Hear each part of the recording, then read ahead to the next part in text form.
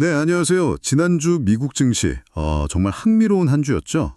네, 7월 마지막 주부터 8월 첫날까지 움직임을 보니까요. 겉으로는 좀 혼조세였는데 속으로는 뭐랄까, 줄다리기가 됐어요.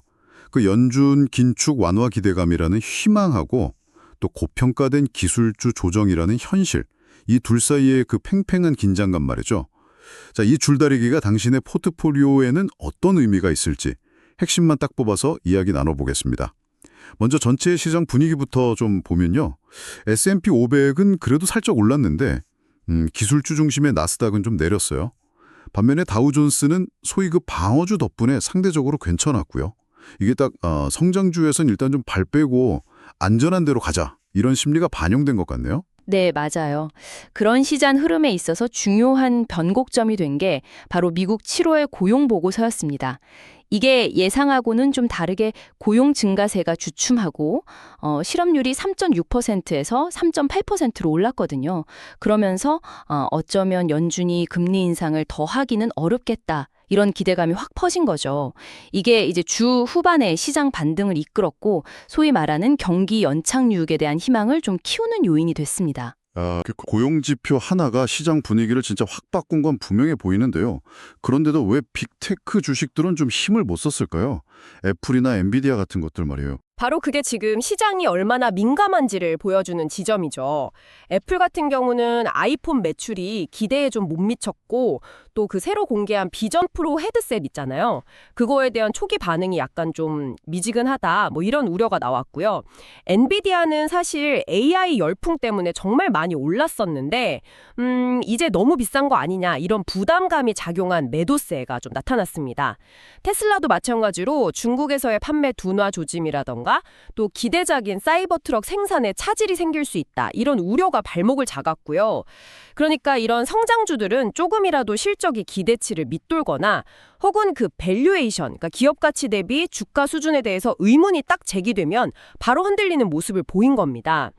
마이크로소프트만 해도 핵심 사업인 애저 클라우드 성장률이 시장 기대치에 살짝 못 미치니까 주가가 그냥 제자리 걸음을 했죠. 근데 반대로 예상보다 실적이 좋게 나온 그런 방어적인 성격의 주식이나 배당을 꾸준히 주는 주식들은 오히려 강세를 보였어요. 이게 현재 시장의 개별 기업 실적 발표 하나하나에 정말 얼마나 촉각을 곤두세우고 있는지 보여주는 사례라고 할 수 있습니다.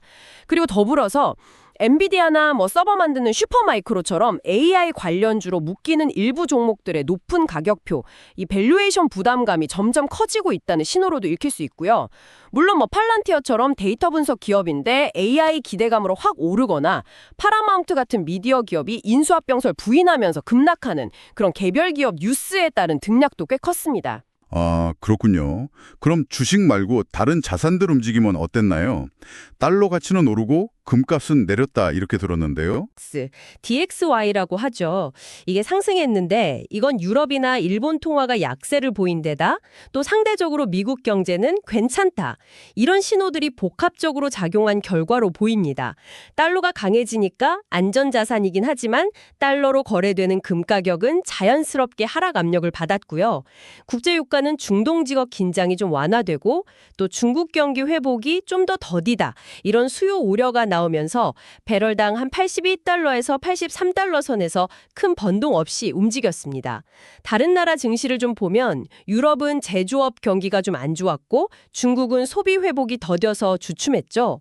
일본 증시만 엔화 약세 효과 덕분에 상대적으로 좀 선방하는 모습이었어요. 전반적으로 보면 미국 시장이랑 비슷한 고민을 안고 있는 거죠.